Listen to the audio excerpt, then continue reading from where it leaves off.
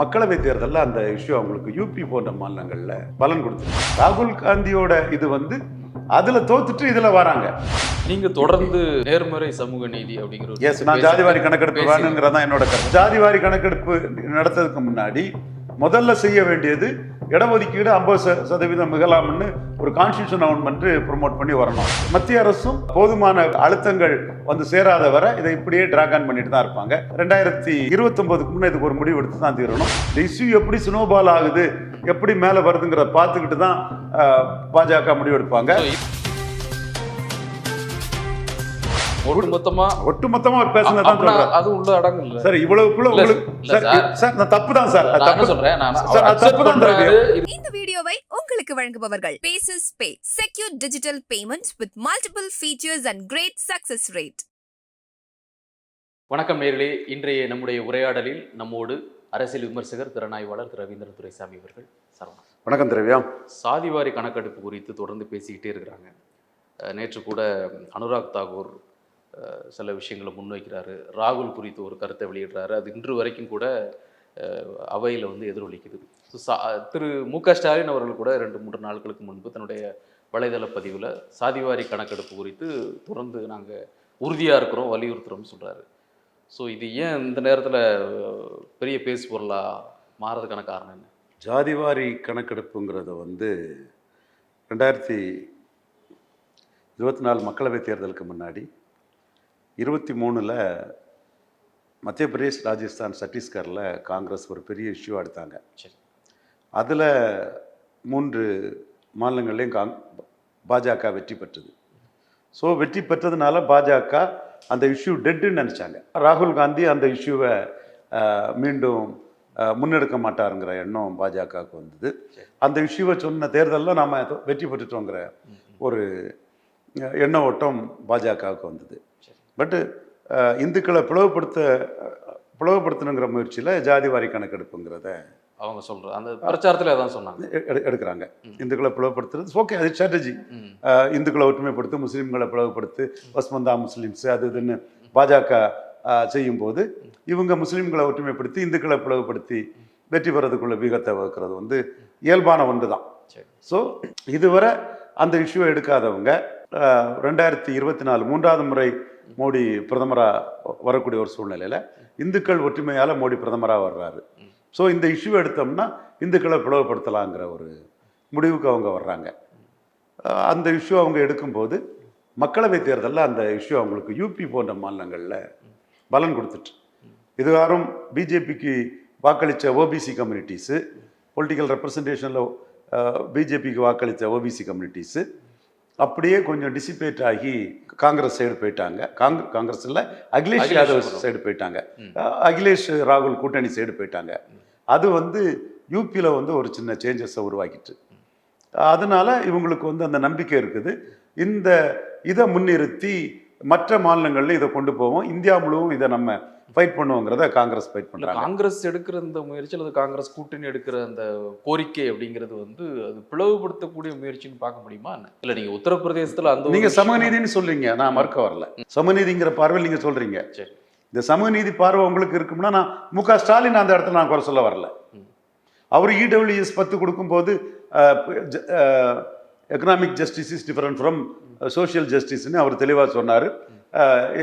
இது ரெசர்வேஷன் பாலிசியில் பொருளாதாரத்துக்கு இடம் இல்லைன்னு அவரை தெளிவாக இன்னைக்கு கூட அவங்க ஸ்டாண்டு இதுதான். ஆனால் நீங்கள் 10% கொடுக்கும்போது அதை வரவேற்றீங்க.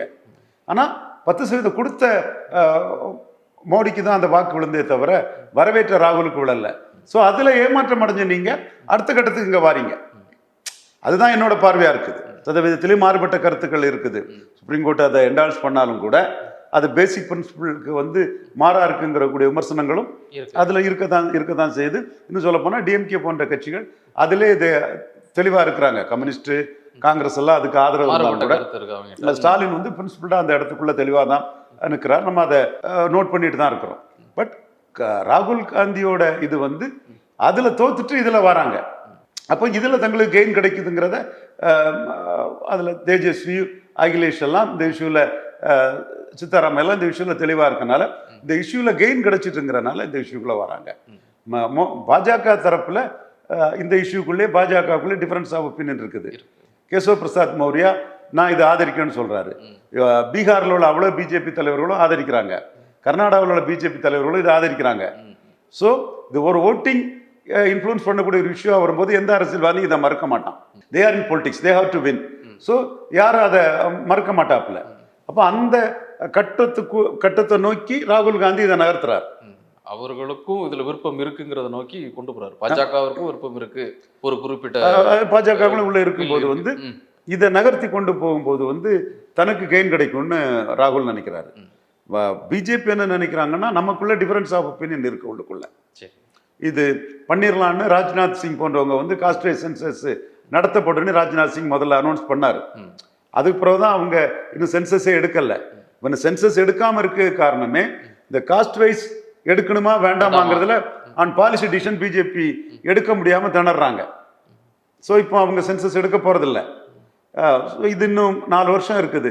இந்த இஷ்யூ எப்படி ஸ்னோபால் ஆகுது, எப்படி மேலே வருதுங்கிற பார்த்துக்கிட்டு தான் பாஜக முடிவெடுப்பாங்க. இதை நீங்க சொல்ற மாதிரி எவ்வளவு அழுத்தம் கொடுத்தாலும் எவ்வளவு நெருக்கடி பண்ணாலும் எடுக்க மாட்டாங்க. அவங்க ஆட்சி காலம் இந்த ஆண்டு முடிகிற வரைக்கும் எடுக்க மாட்டாங்க. இல்லை அது அடுத்த சட்டமன்ற தேர்தல்கள் எப்படி 3 சட்டமன்ற தேர்தலில் ஜெயித்ததுனால இந்த இஷ்யூ டெட் இஷ்யூன்னு நினைச்சு தூரத்துக்கு போட்டாங்களோ, அந்த இதை அடுத்த சட்டமன்ற தேர்தல்களில் வரக்கூடிய மாநிலங்களில் குறிப்பாக யூபியில் 2027 என்ன பொசிஷன் இருக்கோ பார்த்துட்டு அது பிறகு இவங்க டிசைன் பண்ணுவாங்க.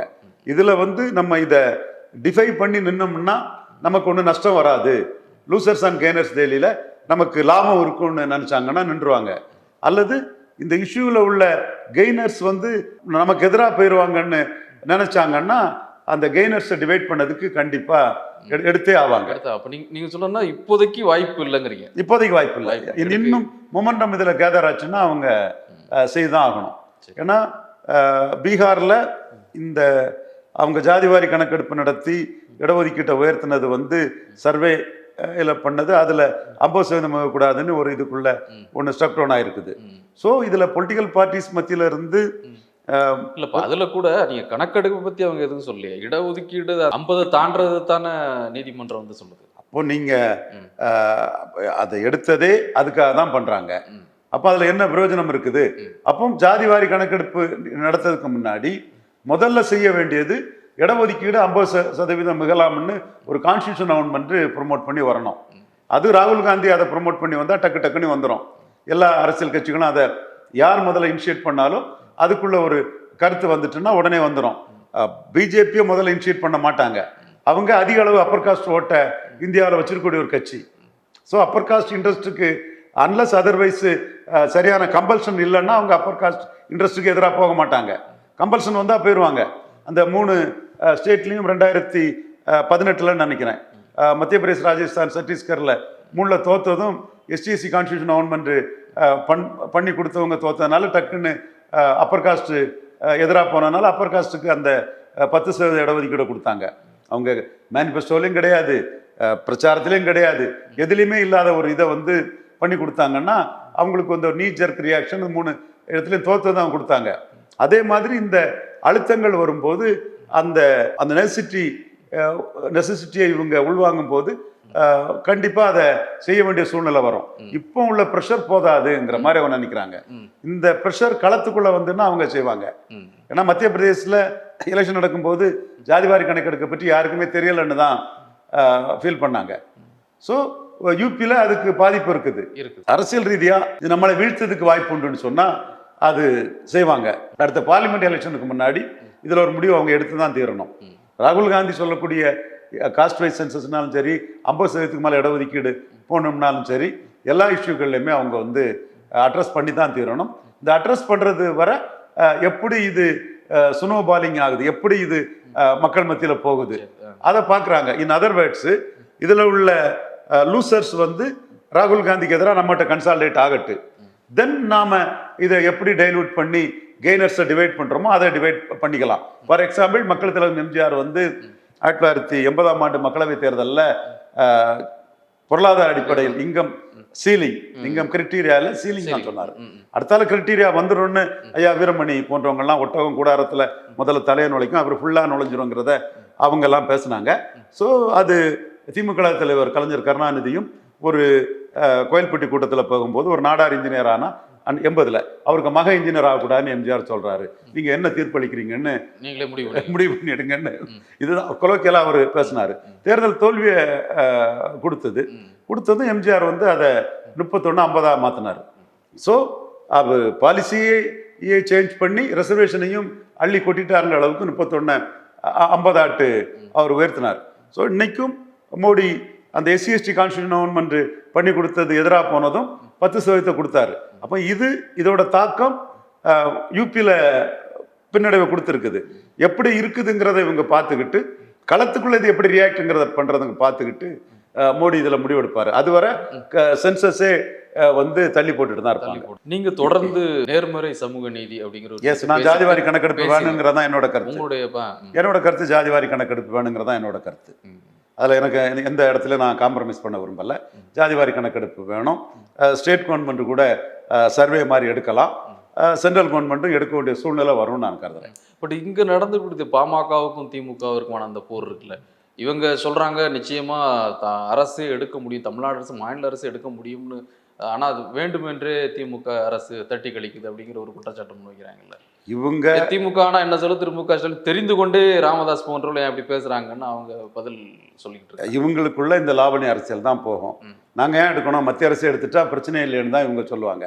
என்டிஏக்குள்ள பாமக இருக்கனால அந்த பதில தான் திமுக சொல்லிட்டு இருப்பாங்க. திமுகவுக்கு இதில் இப்போ எடுக்கிறதுல கெயின் இல்லைங்கிறீங்க. இல்லை.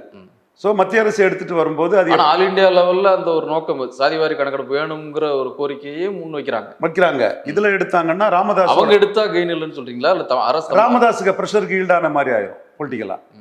அதே மாதிரி தான் நாங்கள் சொல்லி தான் நடக்குது, நாங்கள் சொன்ன பிறகு தான் இது அந்த இதை அவங்க விரும்ப மாட்டாங்க. ஸோ ராமதாஸ் ப்ரெஷர் பண்ண அவர் ஒரு செக்ஷன் ஆஃப் ஓட்ஸை அவர் பிரிச்சுட்டு போவார். அது விக்கிரவாண்டி மாதிரி திமுகவுக்கு ஸ்ட்ராட்டஜிக்கலாக அது திமுகவுக்கு பலன் பெறும்னு சொல்லும்போது திமுக இதை வந்து மத்திய அரசை சொல்லிட்டு தான் அவங்க போயிட்டு இருப்பாங்க. அதே வேளையில் மத்திய அரசும் அவங்களுக்கு போதுமான ஒரு அழுத்தங்கள் வந்து சேராத வரை இதை இப்படியே டிராக் ஆன் பண்ணிட்டு தான் இருப்பாங்க. எனிவே 2029க்கு முன்னே இதுக்கு ஒரு முடிவு எடுத்து தான் தீரணும். மோஸ்ட் ப்ராபப்லி அவங்க காஸ்ட் வைஸ் சென்சஸுக்கு மத்திய அரசு போகிறதுக்கான சூழல் தான் இருக்கு. ஆனால் நீங்கள் சொன்ன மாதிரி முன்னாடி சொன்ன உடனடியாக இல்லை, ஆனால் உடனடியாக நோக்கி போகிறதுக்கான வாய்ப்பு இருக்குங்கிறீங்க.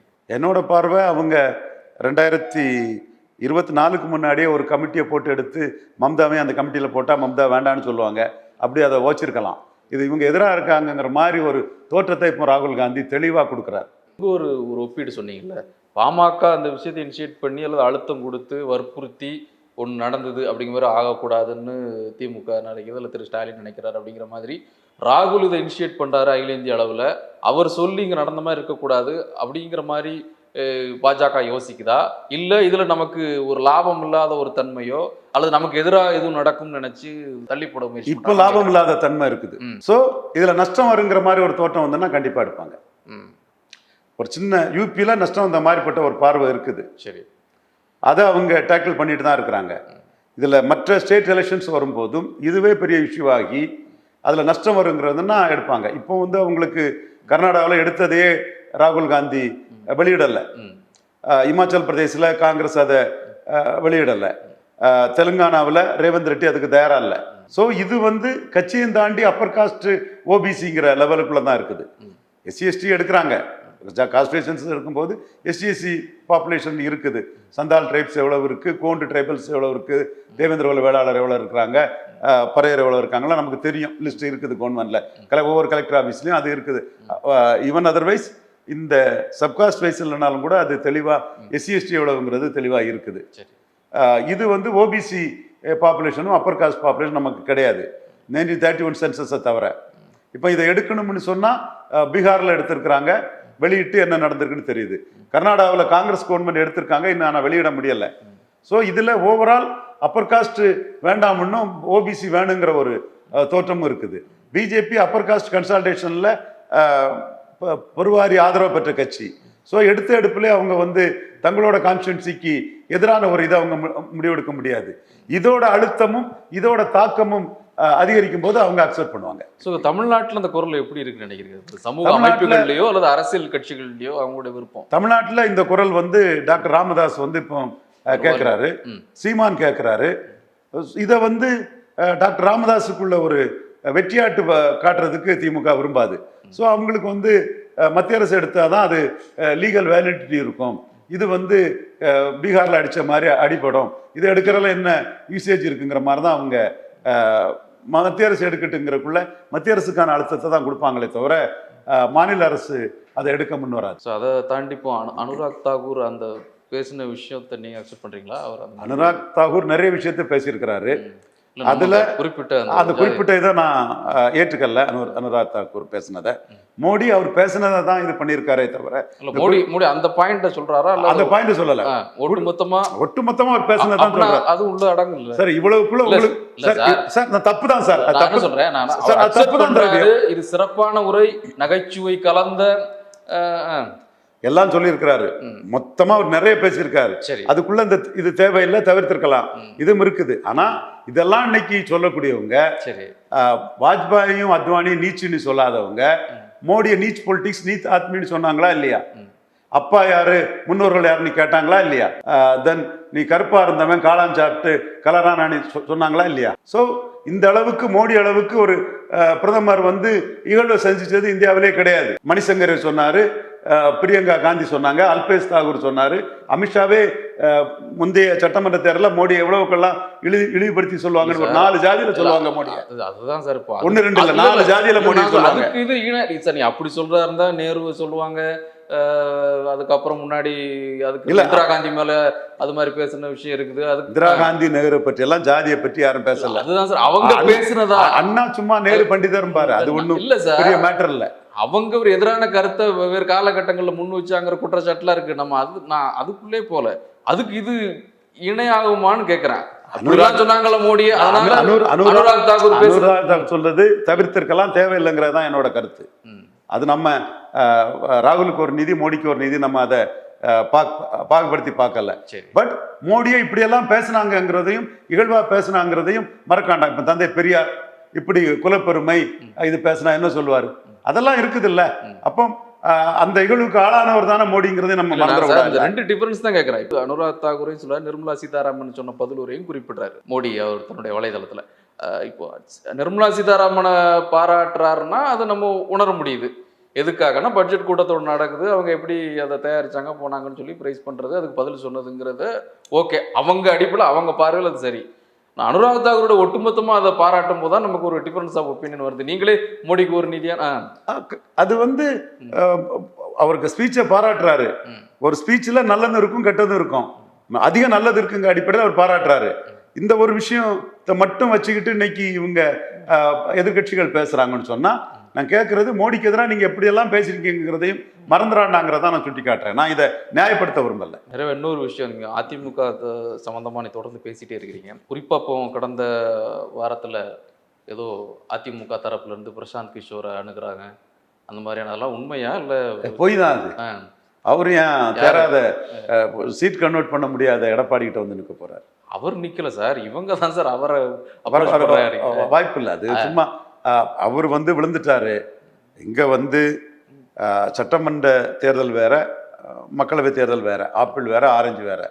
ஆனா மக்களவை தேர்தலை வந்து மு.க. ஸ்டாலின் வந்து தன்னை முன்னிறுத்தி தான் சந்திச்சார். அதிமுகவும் say no to drug and டிஎம்கேன்னு தான் சொன்னாங்க. பாஜக தன்னை முன்னிறுத்தி சந்திச்சாரு. பிளஸ் பாஜகவுக்கு நாங்க முழுமையான எதிரிங்கிறத இப்பமா அதான முன்னிறுத்துறாரு. அதான் சொல்றேன், இப்பமா அதான இல்ல சார். இப்ப வர சட்டசபை தேர்தலில் தன்னை முன்னிறுத்துறதுக்கும் மக்களவை தேர்தலில் வித்தியாசம் இருக்கு. 19 பாஜக ஒருபோது வந்துடக்கூடாது. 19 இந்தியா கூட்டணி இதெல்லாம் சொல்லி தானே 19 அவரை முன்னிறுத்தல, ராகுல் காந்தியை தான் முன்னிறுத்தினாரு. 2004 காங்கிரஸே முன்னிறுத்தாத சோனியா காந்தியை தான் கலைஞரும் டாக்டர் ராமதாஸும் முன்னிறுத்தினாங்க. இப்போ இந்தியாவை, தமிழ்நாட்டை காப்பாத்திட்டோம், இந்தியாவை காப்பாற்ற போறோம்னாப்புல. இந்தியா மோடி காப்பாத்திக்குவாரு, நீங்க அதை பற்றி கவலைப்படாண்டான்னு நம்மளே உங்ககிட்டயே நான் பேசியிருக்கிறேன். ஸோ இந்த வாக்குங்கிறது வந்து ஸ்டாலினை மையமாக வச்சு உள்ள வாக்கு தான். அந்த 47% வாக்கு ஸ்டாலின் மையமாக விழுந்திருக்குன்னா இந்த அணி இன்டாக்டா இருக்குங்கிறதா என்னோட கருத்து. அப்போ 1-1 அதிமுகவுக்கு 20%, 20.4, தேமுதிக நியர்லி 3, என்டிஏ 18, சீமான் அவர் ஜம்பிங் பார்ட்டியாக தான் வராரு, 1.1 இருந்தால் 8.2 வந்திருக்காரு, ஜம்பிங்கில் போயிட்டு இருக்கிறாரு. அவர் கொஞ்சம் தனித்தன்மையோட தான் அதில் நிற்கிறாரு. இவங்கெல்லாம் சேர்ந்து ஒரு 1-1 கொண்டு வந்தாதான் திமுக தோற்கடிக்க முடியுங்கிறது என்னோட கருத்து. இதுக்கு பிரசாந்த் கிஷோர் வந்தாலும் இது நடந்தாதான் முடியும், சுனில் கனகூலுகார் வந்தாலும் இது நடந்தாதான் முடியும், சந்தீப் சக்சேனா வந்தாலும் இது நடந்தாதான் முடியும், சங்கர் வந்தாலும் இது நடந்தாதான் முடியும், XY யார் வந்தாலும் இது நடந்தால்தான் முடியும், ஜான் வந்தாலும் இது நடந்தாலும் முடியும், யார் வந்தாலும் இது நடந்தாதான் முடியும். இல்லை உண்மையிலேயே அது மாதிரி ஏதாவது ஒரு ஆலோசனை பண்ணாங்களா? ஏதாச்சும் பேச்சு சும்மா பிராண்டிங், அந்த மார்க்கெட்டிங், ஐடிவிங் எல்லாம் எடப்பாடி மீண்டும் வந்துருவாரு, சட்டமன்றம் வேற பாராளுமன்றம் வேற, பிரசாந்த் கிஷோரை கொண்டு வந்துட்டாரு, அது இதுன்னு ஒரு தோற்றத்தை கொடுக்கறதுக்காக, ஒரு பெர்செப்ஷனை கொடுக்க படக்கூடிய ஒரு பிரச்சாரமே தவிர இதுல எள்ளளவும் உண்மை கிடையாது. பட் எடப்பாடி திமுகவுக்கு போட்டியா இருக்கிறார், வன்னியர் பெல்ட்டுக்குள்ள இருக்கிறார், வன்னியர்களின் பெருந்தலைவராக இருக்கிறாரு. எந்த ஜாதிக்கும் இல்லாத 10.5% பெருமையா தந்தாரியா எடப்பாடி நமக்குன்னு அந்த இதுல இருக்கிறாரு. நாம நீங்க எம்பிசியில டிங்கர் பண்ணவங்க ஏன் பிசியில யாதவர், செங்குந்தர், முத்தரையர், விஸ்வகர்மா கொடுக்கலங்கிறத 26ல நாம ஒரு இஷ்யூவா வைக்கிறோம். ஏன்னா இந்த இதை செய்தவருக்கு 21லயும் ஓட்டு போட்டுட்டாங்க வன்னியர்கள், 24ல ராமதாஸையும் மீறி எக்கச்சக்க ஓட்டை போட்டுட்டாங்க. அப்போ அரசியல்ல ஒவ்வொரு வினைக்கும் எதிர்வினை உண்டுங்கிற சூழ்நிலையில நீங்க ஏன் பிசியில கை வைக்கல, பிசியில முத்தரையர், யாதவர், செங்குந்தர், விஸ்வகர்மாக்கு ஏன் நீதி வழங்கலைங்கிறதை நாம மக்கள் மத்தியில் கொண்டு வர போறோம். எனிவே ஓட்டோர் மேபி எடப்பாடி பழனிசாமி திமுகவுக்கு போட்டியாளராட்டு வன்னியர் பெல்ட்டில் தருமபுரி அண்டு வெள்ளூர் தவிர ஒரு 10-15 தொகுதிகளில் தெளிவாக இருக்கிறாரு. இவ்வளோ பெரிய கட்சியை நீங்கள் வடநாட்டுக்குள்ளே சுருக்குறீங்க. டேட்டா வச்சு தான் சொல்கிறேன். பெரிய கட்சி நான் மறுக்க வரல. பெரிய கட்சி எப்படி திருநெல்வேலியில் 8% போகுது, பெரிய கட்சி ஏன் தேனியில் 13% போகுது, பெரிய கட்சி ஏன் ராமநாதபுரத்தில் 9% போகுது, பெரிய கட்சி ஏன் கொங்கு வேளாளர் ஏரியாவிலேயே வன்னியர் ஏரியாவில் 38-40 போகக்கூடிய பெரிய கட்சி கொங்கு வேளாளர் ஏரியாவிலே 30-32 மேலே தாண்ட மாட்டேங்குது. அப்போ இந்த கட்சி 10.5 கொடுத்ததுனால எம்ஜிஆருக்காகவோ ஜெயலலிதாவுக்காகவோ ரெட்டலைக்காகவோ பெரிய கட்சியுடனே ஓட்டு விடல. எந்த ஜாதிக்கு இல்லாத பெரிய பெருமையை கெத்த நம்ம ஜாதிக்கு தந்தாரியா வன்னிய பெருந்தலைவர் எடப்பாடின்னு அந்த ஓட்டு விழுந்திருக்கு. அப்போ இதுல நீங்க பேசுறப்ப வன்னியர்கள் கூட இவ்வளவு பேச மாட்டாங்க போல, எடப்பாடிக்கு அவ்வளவு ஓட்டு போட்டு தள்ளிட்டாங்களே தெரியும், பேச மாட்டாங்க. நம்ம இதை பேசினாதானே மற்ற பிசில ஏன் கை வைக்கல, பிசில ஏன் நியாயம் வழங்கல. இல்ல அதான் இந்த பிரச்சனை இருக்கனாலதான் வேற ஸ்ட்ராட்டஜி வந்து அதிமுக plus Seeman plus Vijay plus Ajith plus Sivakarthikeyan plus இது யாரு ரஞ்சித் பிளஸ், கற்பனையில என்ன பிளஸ் வேணாலும் போடலாம். நிஜத்துல சீட் கன்வெர்ட் பண்ண முடியாத மைனஸ் தான். எடப்பாடி நம்பி யாரும் வரமாட்டாங்க. ஏன் பாருங்க, பிரேமலதா அம்மையாரே பட்ஜெட் நல்லா இருக்குன்ட்டாப்ல, சென்ட்ரல் பட்ஜெட் நல்லா இருக்குன்னு பிரேமலதா அம்மையாரே சொல்லிட்டாங்க. இவர் கிருஷ்ணசாமி சீமானை ஏற்று அந்த கலைஞர் மேட்டர்ல ஒரு அறிக்கை விட்டு அவரு திமுகவுக்கு அப்ளிகேஷன் போட்டுட்டாப்ல. இவர்கிட்ட இருக்கக்கூடிய 2 கட்சியுமே இந்த முடிவு எடுக்கும் போது இவருக்கு ஆதரவா யார் வரப்போறா? நீங்க உடனே அதுதான் சார், இவங்களெல்லாம் நம்பாம தான் வேற ஆள் போறாங்கிறேன், சீமான் விஜயின் போறாங்க. அப்ப நீங்க பீகார்ல ஒரு கட்சி ஆரம்பிச்சிருக்காரு இவரு பிரசாந்த் கிஷோர், அந்த கட்சி கூட்டணி வச்சுக்கலாம். 2024 1% பலமுள்ள ஒரு கட்சி கூட எடப்பாடி கூட கூட்டணி வைக்க மாட்டார் நம்ம சொன்னோம். அதுதான் நடந்தது. இங்க வதந்திகளை காங்கிரஸ் 20 சீட்டு, விடுதலை சிறுத்தைகள் 5 சீட்டு, கமல்ஹாசன் 5 சீட்டுலாம் மதிப்புக்குரிய சவுக்கு சங்கர் தான் சொன்னார். அவர் விரைவில் விடுதலை ஆகி வரணும். அவருக்கு இந்த அவர் அந்த பெண் போலீஸை பற்றி பேசினதை தவிர பட் தண்டனைகள் காலம் அதிகம் நான் ஃபீல் பண்ணுறேன், விரைவில் வெளியே வரணும்னு ஆசைப்படுறேன். பட் அவர் அன்னைக்கு பேசினது எல்லாமே பொய்யாட்டும் தவறாட்டும் தான் போச்சு. சவுக்கு சங்கர் இல்லாத இடத்த மற்றவங்க வந்து அதை பேசிட்டு இருக்காங்களே தவிர எதுவுமே நடைமுறை சாத்தியம் வராது. பலம் நிரூபிக்காத எடப்பாடி பழனிசாமி பின்னாடி யாரும் அலையன்ஸ் போக மாட்டாங்க. ஏன் நாம் தமிழர் சீமான் கூட விக்கிரவாண்டியில் எடப்பாடி பழனிசாமிக்கு ஓட் டிரான்ஸ்ஃபரிங் கெப்பாசிட்டி இல்லைங்கிறத தெளிவாக உணர்ந்துக்கிட்டாரு. காட்ஸ் கிரேஸ் விக்கிரவாண்டி வந்ததுனால சீமான் தப்பிச்சாரு. ஸோ அவரும் கூட்டணி போக போகிறதில்ல. அவர் வந்து 214 தொகுதியிலையும் கன்ஷிராம் நிதிஷ்குமார் பாணியில் 100% கம்யூனிட்டிக்கான ஒரு தனித்து போட்டி, ஒரு சமூக நீதி புரட்சி அணியை தான் அவர் அமைப்பார். இந்த வீடியோ உங்களுக்கு பிடிச்சிருந்தா லைக் பண்ணுங்க, ஷேர் பண்ணுங்க, கமெண்ட் பண்ணுங்க. மறக்காம OH தமிழ் சேனலுக்கு சப்ஸ்கிரைப் பண்ணுங்க.